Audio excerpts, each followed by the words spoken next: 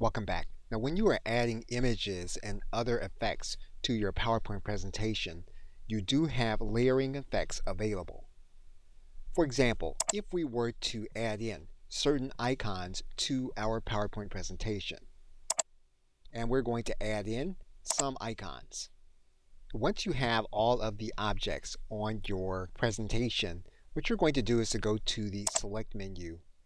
You're then going to go to the Selection pane.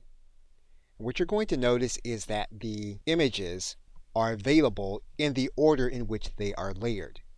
So for example, if we wanted to make sure that we knew which image was first on the canvas, we can then hide the other two images. And so basically what we can do then is we can then size up the image, and we can then add in our other image, and we can size down the other image, and what we can do is we can then hide the other images, and we can size down our image. Now, one of the things you'll notice is that if you want to move the image, currently you can't move it because tactically images are layered on top of the image.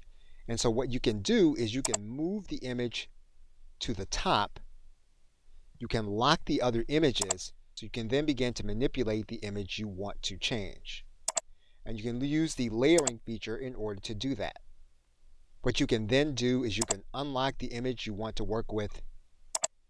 You can move it to the top so you can begin to manipulate it in the way you want it to be. And so basically you can use the layering feature in the selection pane so that you begin to work with the image that you want to work with, and so that the images don't get lost in the way you want them to be. Okay, so with that, thanks, and I will see you in another video.